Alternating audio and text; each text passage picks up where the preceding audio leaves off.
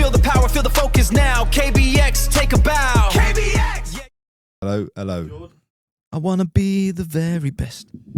I thought you were going to be, I want to be American idiot. No, it's Pokemon. That's it. I want to be the very best that no one ever was. Dum, dum, dum. To catch them is my real test. To train them is my cause. Pokemon, gotta catch them all so true. Right. That's getting clipped. Oh, what's going on with these lights? It's a bit weird here. All right. Cool. All right. Are we definitely rolling? We're rolling. Okay. Hold on. Let me. They see me rolling. I don't know what's going on with me today. Yeah. Third coffee. Third coffee. Third coffee, no sleep syndrome. Right. Right. Has everyone got their red lights on? Yeah. On their camera, yeah? Wait till you have a baby, mate. Toss, is your red light on your camera? Yes, sir. Yeah. Cool. Right, well, let's go then. Welcome to the KBX Nutrition Podcast. Yeah, let's go. I like KBX Nutrition Cast. KBX Nutrition Cast. Yeah, I thought that was good. Okay. Welcome to KBX Nutrition Cast. Let's go. No. Right. Cool. I think let's just do a bit of a how you doing. So, Yeah. Joe, George, Nick, how you doing? I'm feeling good. I'm feeling good. We've made some good progress recently in the business, and things are moving forwards. Still learning a lot along the way, and I always think learning is progress. So yeah, that's kind of making me feel positive. I'm eager to launch, eager to get out there, eager to get the products in people's hands, and Eager beaver. Start making improvements to people's lives. That's something I'm looking forward to. And yeah, personally, I'm fit, I'm healthy. I've been in the gym with George twice this week already. We've got another session today. Catch me on bench press. Yeah, 130 today. Bit worrying. Calling it. 130. How's your bench, Nick? Yeah, great. Yeah. Yeah. Cool. Yeah, like 100. Yeah. Yeah. Why? Anyway, yeah, I'm good as well. No, I am actually. Weirdly, I feel really zen about it all. I think it's because now it feels real for starters. All the main things we had to do, signing the contract, sending the order off. It feels like real now. It isn't no longer just a project. We're all just kind of jumping on a Google Meets and discussing. It's actually like happening. Which again, like weirdly, it's made me feel just like zen and comfortable and at peace. Just like Joe said, there's definitely parts of what we've been doing where I didn't have experience prior, and I am learning on the job. But I've just sort of developed this mindset where when opportunity comes, whether you're ready or not, you say yes. And when opportunity knocks your door, you answer it, even if you're not dressed. Do you know what I mean? So, and that's the sort of ethos of like, yeah, I can do it. And if I can't, I'll figure out how to do it while I'm doing it. For the viewers there. Yeah. Depends on your picture, really, doesn't it? Oh dear. Yeah, how are you, Nick? Yeah, I'm all right. I'm all good. Yeah. Like yourselves, I'm quite excited. I feel like we've pulled some big things over the past few weeks, haven't we? We've done like some big moves, got over some big hurdles, obstacles. So why don't we go ahead and sort of tell everyone where we are in the timeline and when they can expect KBX Nutrition to be fully fledged, launched, and the product XFUEL released. I feel like it's dangerous to say that because, as we know, timings slip and plans rarely go to plan. But we are looking at April, aren't we? 6 to 8 weeks. Yeah. Yeah, at some point in April, I think is a fairly safe bet to say product will be live and launched. But yeah, where we are in the timeline up to that point, I think it's probably approaching about the 6-month mark since we had our kind of first initial chat in the office. From there, we've done quite a bit of research. I think that was the initial stage, looking at what products are in the market, what's the most researched and effective ingredients to include in a performance product. Thinking about the mission and what it means to all of us and what we kind of want the business to stand for. Moving on from that phase, we did more kind of manufacturing research. I would say finding the right supplier, starting to kind of build the brand a little bit, working on some logos, some designs, formulating the ingredients, going to visit the supplier. That was a couple of months ago. And then from that point, it's been about, right, yeah, do you still want to do this? Let's do it. It's been quite a big elongated process with the lawyers to get a contract and an agreement finalised between us all. I think at that point, George, was when we started picking up the content. Yep.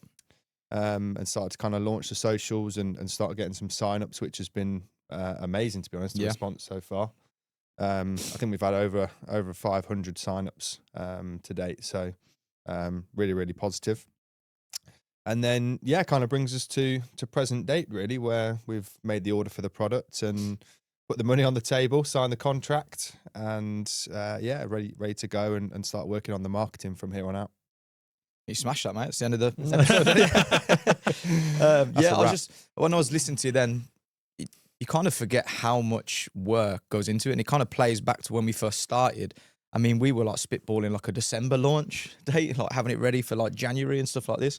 But then when you actually get to the nitty gritty of what it takes to bring a real product to, shelves ready to sell, then you start learning how much goes into it. There was things where we weren't happy with certain suppliers. We were going back and forth extensively with the chemist to make sure the ingredients actually work through dosage, through quality, through how well they're soluble together. And all these things, when you get excited about just making a product, you don't really think about till you get to it.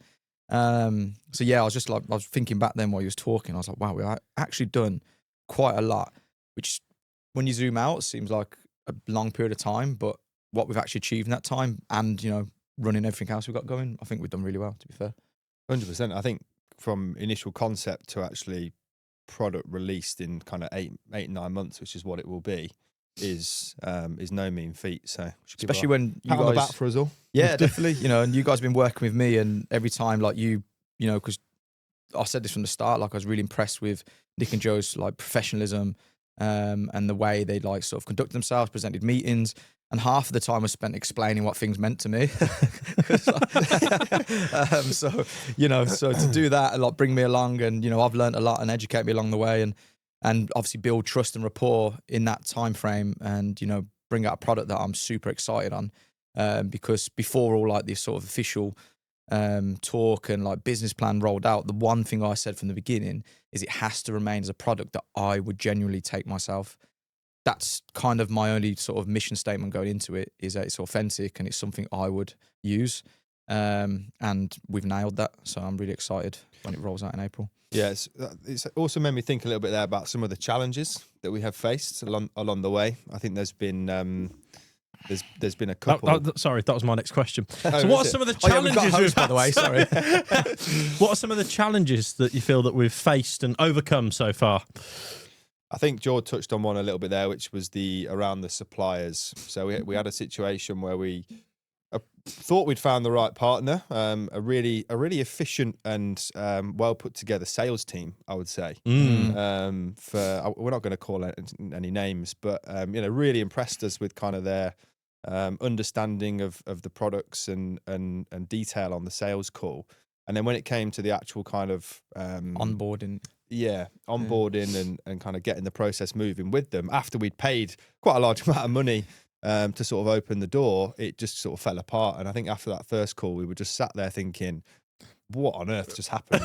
All of us after the first call with them just was so much more confused, because we were like, this isn't what we discussed with the sales team. Yeah. This isn't what we've put forward. And they're trying to put stuff in this that we don't want and not put stuff in it that we want as a key ingredient. And it was just kind of like, this is our product and we know what we want in it. And I think as well, they were based halfway around the world when they were meant to be a UK company. And it was a bit like, okay, so we fought with them to not go with them. And then actually through, I would say, not luck, but because we make our own luck, but through the fact that we'd spoke to a lot of people and everything, were directed a different way. And I think you spoke to them, didn't you, Joe? It was actually through our other business. It was actually through, it was all quite confusing. For another product in one of our other companies, and it was the same name as the manufacturer that we've gone with, or a different variation. And they said that these guys are also packaging up loads of supplement products, and they also do formulations. And we were kind of like, oh, right, okay. And then it later transpired that this company that we're now working with actually did all of the contract manufacturing for the initial outfit that we spoke to, but they were the ones that were actually sort of understood and knew everything. So yeah, and they've been great, to be fair to them. So we've actually got a really good partner. I think it's really key with this. Yeah. Trying to launch these products, that you have a partner that you can speak to that understands you, and you know, we've met them, gone to the gym with them, and I think their sort of head nutritionist is going to be joining us on a podcast at some point in the future. So make sure to subscribe, follow, and stay tuned for that. Oh, nice. Yeah. Do you like that? Do you like that? That was good. But that's a big thing for me as well. You know, I'm one of the least technical people on the planet, and like, you know, I hate email chains and that kind of stuff. But for me, it was really important that straight away they allowed us like go to their warehouse, you know, go to meet the chemist in person, get hands on the product, taste it. Spicy Mango didn't make it. That was a bit annoying, but like go in there and actually meet the people and have real human interactions and explain like not just what's going into our product, but the meaning behind it and what we're trying to achieve, rather than, you know, what on the surface looked like a more professional brand that kind of just like, you know, nodded their head to us. And then when it come to it, just tried to cookie cutter into something else that we didn't want. So for me, like that was a really important aspect of like moving forward with those guys, filled us all with confidence. And yeah, I think it speeds up the whole process when you're confident in who's like handling your project. Yeah, I think that's a good point actually. That a real confidence boost came from me is when, bear in mind, these guys are a big UK manufacturing company for some pretty well-established brands. And to hear the nutritionist at the manufacturing company tell us that the product is the most efficacious, which I've found out means effective, Nice. product that they'd ever worked on was really, really kind of like, right, yeah, this is we're on the right lines here. And Can we put that as a claim? put it as a statement. we can put it as a statement, but yeah, unfortunately, it's not a legal claim, and perhaps we'll come on to legal claims in a minute, and you know, the lovely UK regulatory bodies and government. Well, I think talking about any other challenges that you can think we've faced sort of between you know, now and then. I think a bit of the labeling and design work, less the design, but I think the labeling and what you can say on the label, what you can't say on the label, what you know, what you have to have on everything, is because it's an edible product, ingestible, or in this case drinkable, it's very heavily sort of regulated to. There's an absolute load of things that you must include on the packaging, and things you're not allowed to say, and things you are allowed to say, and the things that you want to say are things that you're not allowed to say, and you have to stick to some very strict guidelines, and that is somewhat challenging. I find it a bit bizarre that the local council is the one that ends up guiding you on what you can claim on your product, but that's because you're storing it at your local base, and then the council, because you're storing it there, and what you're claiming about the product. So that's why. But it just seemed a bit weird that a sort of national or even international product is dictated somewhat by Birmingham City Council. Yes, you know, especially when you'd argue that they're a little bit out of touch with what the product's even about. Yeah, I mean, it's like where, you know, I know they have their kind of like black and white sort of textbook that they're governed off, but it's kind of like, you know, when was that last updated, and who's handling our case? Are they even aware what supplements are? Do you know what I mean? So that can get a bit frustrating, and it's cross wires. Well, they go off what's on the screen. But that's it. It's just, you know, click, you know, computer says no kind of thing, which is just like really annoying. For me, when I think about challenges, mine's probably a little bit more personal now. But it's also, you know, I like being transparent with, especially when we're doing like BTS stuff, and I've always been transparent with you guys.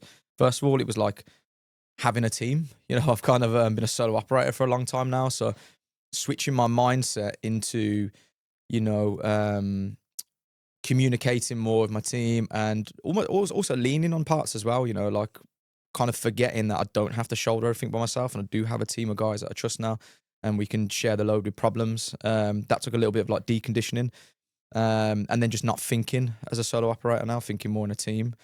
And then also just like the sort of content volume production. That's something at first, you know, because the thing is with any kind of like startup brand, you do need, especially when it comes to marketing, you either need a massive budget, or you need to roll up your sleeves and you need to drag it over the line. You know, you could have the best product in the world, but if people don't know what it is, then it's essentially useless, you know? So it's our job collectively, but primarily a big pusher of that is myself. And I had to really like have a good think about whether I can step up to the plate and deliver this kind of volume that we believe is going to be necessary to get it there. The good news is I can. So that's that's been a good sort of hurdle to overcome. But initially, I had doubts, but then I'm not no quitter. I looked in the mirror and I said, like, right, am I capable of this? I am. So we're going to deliver. So mine was more like both like your kind of points, sort of affected all of us as a team. But that was just like from my perspective, something personal that maybe people do overlook when they get into business or, especially starting a business with partners. I've got one more to add as well. Go on. Is this what for challenges so far? Yeah. Go on. What's the one more challenge that's happened so far? It's kind of actually more of a personal one for me as well. I think obviously we have a weekly meeting. Dealing with me. In a way, but not in the way you said it. No, it's obviously we have a weekly meeting, and in that meeting we give updates as to what kind of we've been doing and working on.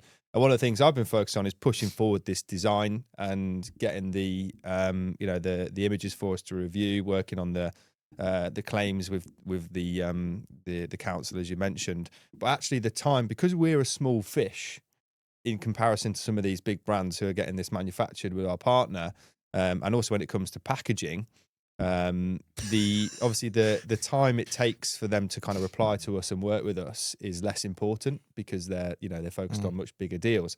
And so you have to really push certain partners to kind of get them to move and move quickly for you.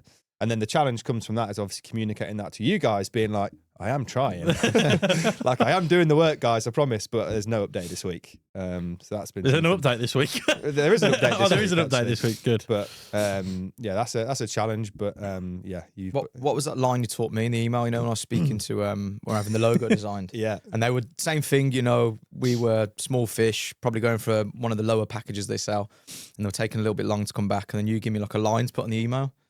The line is, and if you work in sales and you're not getting a response from somebody, this line I would say works 70 to 80% of the time to get a response. I'm 1 in 1 from it, so 100% on my end.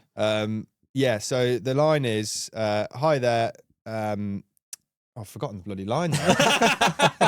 That was set up beautifully. It doesn't need to be verbatim, but it's just the intention. Oh, yeah. It's, hi there. If I don't hear from you by Friday or whatever date, we'll close the book and you can pick this up when you're ready. And that is the line, because there is that feeling then like you're closing the book on them. And you're no longer going to do business with them. Of course you are going to do business with them, but that kind of psychological feeling like you're being shut down really sparks like a response mechanism in people. And so I found that it's been really effective. And it's not always that the answer is a yes, but you get the no, and that allows you to move on when you're in sales. It definitely adds spice when you're kind of throwing a bluff out there because they are the only person you're dealing with. You're like, I've got other options, and you're like, I don't. And like, the last thing you want is them to go, oh, go on then. You're like, shit. You're giving the game away here. When he says close the book, someone's going to be like, ha, no, I'm his only option now. Well, that means it's done good viewership, doesn't it? So, okay, cool. So I got, I'm just going to throw out a question here to you guys. What's your favourite ingredient in XFUEL? Ooh, creatine. Creatine. Why is that? Because it's the ingredient in XFUEL that I've started first out of that whole list and have taken consistently and never stopped. And I personally, with myself, with the clients over the years, have seen results just from that supplement on itself. So for me, that's the first one. That was kind of on the list when we were creating it, and the first one that pops in my head when you ask that question. Mine's going to be the citicoline, because I think nootropics are an emerging area for lots of people and still yet to be discovered. And having taken it myself, I've managed to feel the benefits. And so I'm excited for that. I think it's something new, it's fresh, and it gives us a bit of an edge to the product that separates us from other ones in the market as well. So I think there's a lot to be said for having that included. So yeah, that's my fave. Nice. Mine's L-theanine, which wasn't part of the original plan, but after doing a bit of research and seeing what Gary Brecker had to say on it about only using 50 to 60% of your mental capacity, but with it you can use like close to 90. I'm quite excited for that because I feel like I need to use all of my mental capacity at the moment with the amount of things happening. Yeah. So probably that one. Interestingly, I think all of those, creatine included, are a mental one that's meant to, in some way, not any official claim here, by the way, because Birmingham City Council will tell us off, but all of these are things that are meant to help you both cognitively as well as sort of in other areas like with, ATP and muscle endurance for creatine. But I think that perhaps shows where our heads are all at with things and how much we've got going on throughout our heads at the moment. But that's it, isn't it? This is designed to enhance performance. Can't claim that. We just found out this morning, can we? No, can't say advanced performance. Okay. But Advanced so we're performance. never going to claim that this product is advanced performance. Yeah. However, though, it is, influenced by, I'd like to think we're, sort of high performers. We're doing a lot across the board, both physically, cognitively. So it was really important that this had something to support both of those facets. And like when it comes to, exhaustion, you have your kind of physical exhaustion, hard day graft, training in the gym. Then you have your mental, cognitive exhaustion, studying, doing a big task, which does make you feel tired as well. So, when you think about those two as like separate energy systems, it was really important that we had something that didn't just bolster one and leave the other one out. And that's what we kind of landed on. No, for sure. Yeah, for sure. I think it is that, it's the complete systems working together. When you also add in the hydration element, it's not just focusing on one area like a lot of these products do. And like, you say, been taking multiple supplements from multiple brands for years. And all we're doing is putting that in a convenient sachet for people to take that does everything. So, yeah. Yeah, on the electrolytes, a bit of an ask the audience question here. Who prefers electrolyte stack or electrolyte matrix? So I think if anyone can let us know in the comments, do you prefer electrolyte stack or electrolyte matrix? What do you guys think? As like a packaging, as like what we're going to put on the website and things like that. We've got something set up already, but it's been one of those things that I don't know what to put. Electrolyte stack or matrix. When I hear matrix, I just think Morpheus. I just think the little shades, the red and the blue pill. Yeah.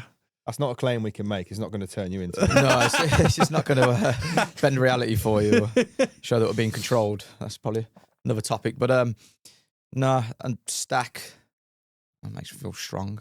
Stack is my favourite. Stack is your favourite. Stack makes me think makes me sort of see that things are layered on top of each other, and so I'm getting a pack or something that's worth more value. What is matrix by definition? Matrix, it's like a I think it's like a table with like crosses in it. So that's a hard question. I wouldn't know the answer to that. Stack it, isn't? No, but it's like a matrix is how it's a comparable thing. So it's got like I think that's probably the best way. But I've got it in my head. I think something you would use to compare different things. Yeah. You would build a matrix. Yeah, but it could probably mean a few things. Well, yeah, and you got the film in the Matrix. Yeah, that's another meaning for it. Yeah.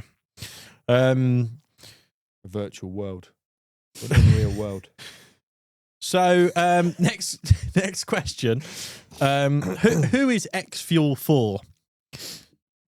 Oh, good question. I'm going to let Jord answer this one. Well, should we discuss what we were talking about yesterday? Yeah, go on then.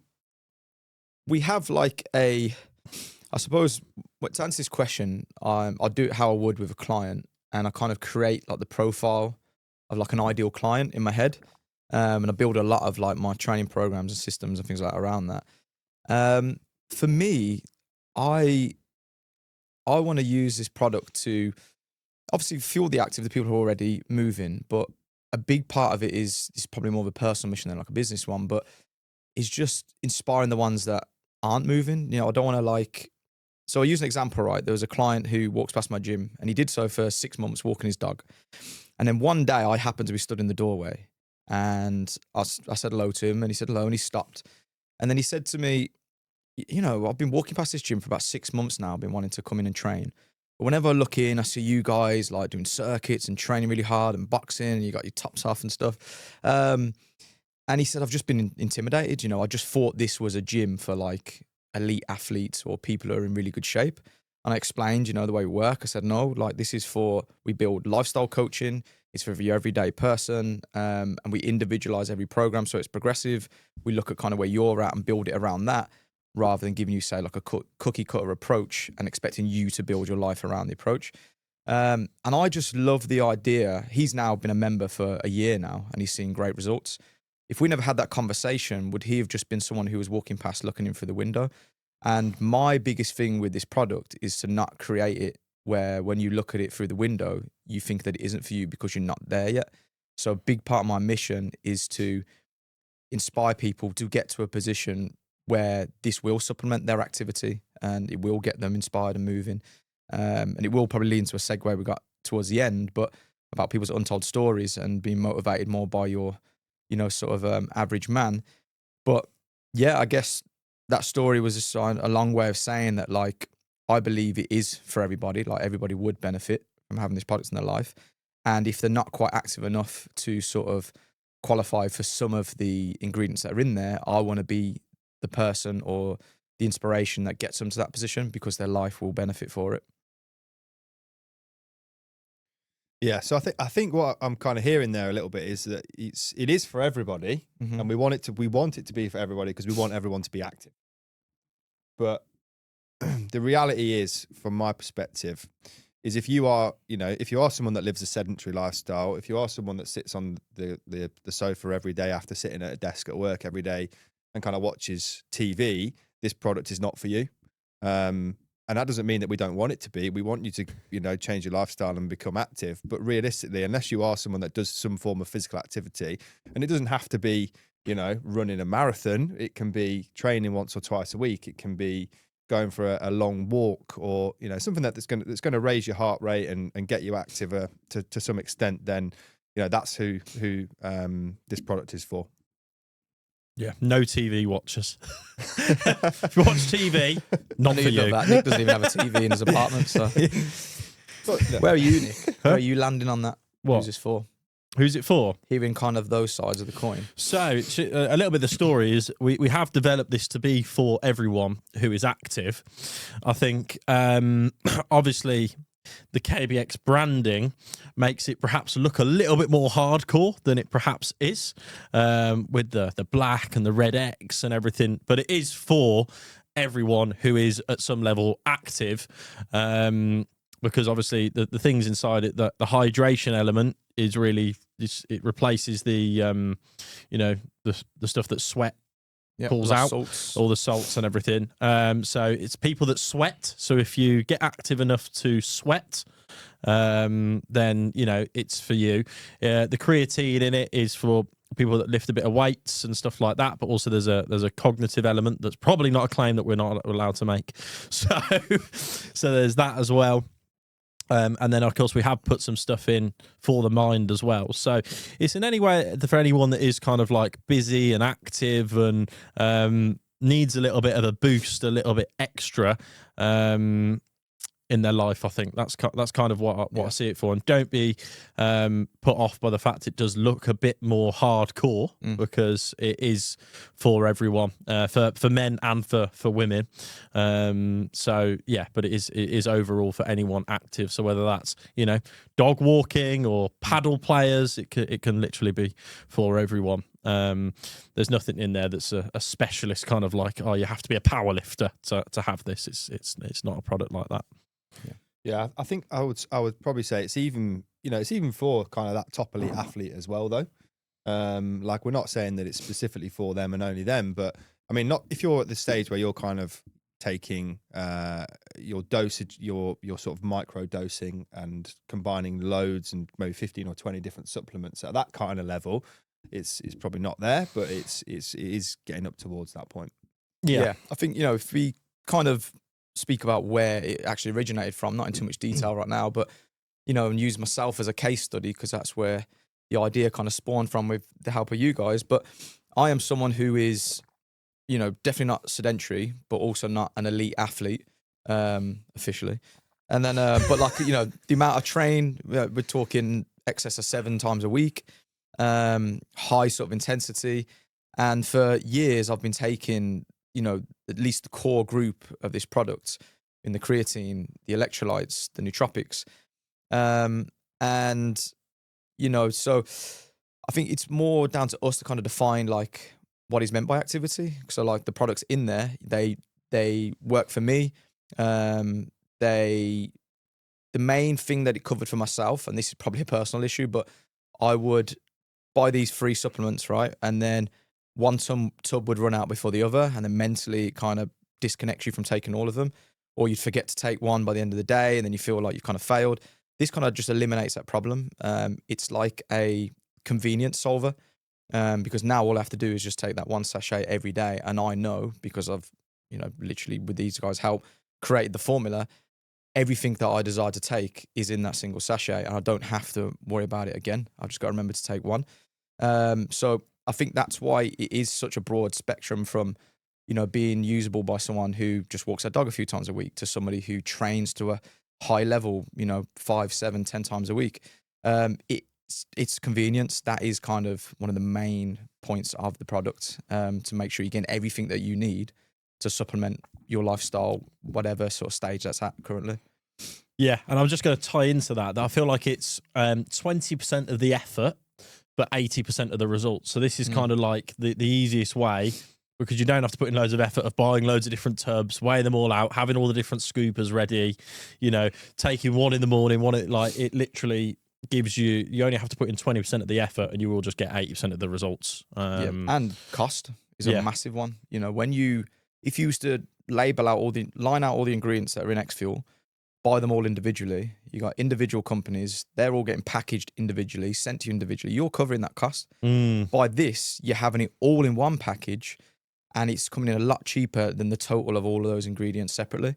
So it saves you money, saves you time, and improves your life. Like, it's literally a no-brainer. No-brainer. There you go. That's it. Finish there. Yeah. not an official claim again. We just have to say everything we say is going to have to be not an official claim, because Birmingham City Council. We'll just put it as text on the screen every time. Do you know what I mean? Yeah, I don't want to get told off by Birmingham Council. Yeah. Wow, I'll be impressed if they're watching our podcast. Cool. So let's talk. We've only got a couple of minutes left, so let's talk about aspirations for the future. So at the moment, George, you're currently doing the burpee for every follower challenge. So how's that going? It's going well, because you guys aren't punishing me enough at the moment. I'm getting through, you know, around 5 burpees a day. And that is something that's just, as, you know, this sort of business and product develops as we go along. You know, initially it was just a follower a day per follower that we gained, a burpee per day, per follower that we gained. And as we always do, Can anyone watching this just go and follow? Because we actually have the opportunity. He will do it. So if we gain like 40,000 followers in one day, he does just have to do it. We have thought about this, because like logistically, you know, if I did wake up tomorrow and we've gained 10,000 followers in a single 24-hour period, I will do them. I'll have to clear my schedule and, you know, get to it, but I'm a man of my word. But naturally as well, you know, the kind of mindsets we have evolved it into, now we've got the Guinness World Record in our sights for the most chest to floor burpees done by a group in 24 hours, which currently sits at 20,650. So when we get to 21,000 followers, combining the platform, so if you follow our TikTok and our Instagram, that's 2 towards the target, we're going to do it. So and you've got to do burpees for those follows as well. Like, so essentially, you know, I'm doing the. If you get 20,000 followers tomorrow, I'll have to work. You have to bear with. I'll work for that, and then we attempt the world record on top of that. So this opportunity's put him in pain here, guys. So anyone that looks at him and thinks, he looks. If you like me, support me with a follow. If you don't like me, give you suffering with a follow, it's kind of like a win-win, really, isn't it? Yeah, but the Burpee World Record, once we hit the 21,000 followers, we are going to do it. We also need a bit of help. So anyone who's out there that thinks they might be able to take part and contribute towards our world record, we can have, I think it's as many people as you like, but you've got to do it for 24 hours straight. So you have got to be of that mindset that you can do a marathon kind of thing. And only one person can contribute to the total at a time. So it is when you're on, you go in for it, and then you're resting while someone else is. It's a marathon in sprints, basically. It's a marathon in sprints. So if that sounds like you, please reach out, DM us, drop us a message, comment. Get your name down in the history books. Yeah. If you want to put, Guinness World Record holder in your Instagram bio or something like that, this is for you, because we think we can do it. There is an opportunity there to be a world record holder. So, get in touch. But in the meantime, make sure you follow as well to put Jordan a bit more pain as we lead up to it. Cheers, mate. Yeah, no props. Awesome. Cool. I think that's sort of closing us out for KBX Nutrition Cast 1.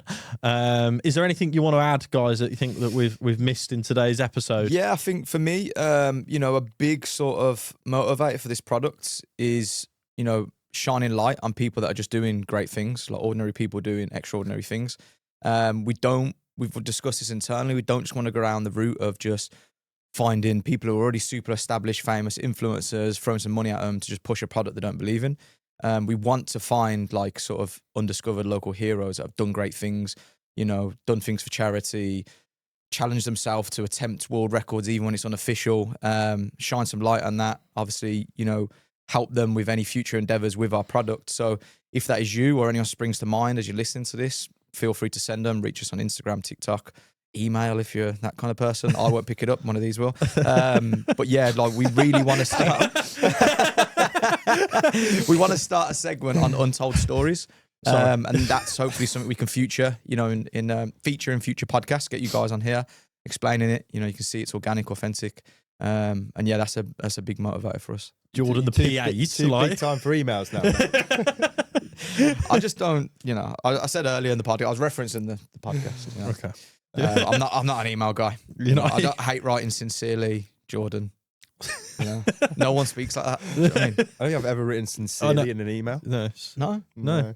What about dear? Dear. Yeah. Dear. Dear. Yeah. Dear. Yeah. Lot to the council. Yeah. Like, it's silly, isn't it? Get on WhatsApp. You're right, mate. Can I get my business rates down? They've called me. They've called me while I've been on the pod, by the way. They're watching. Yeah, they might be. Yeah.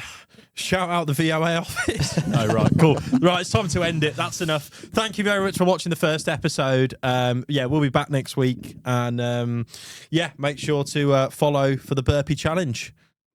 Cheers, guys. Thank you. See you later.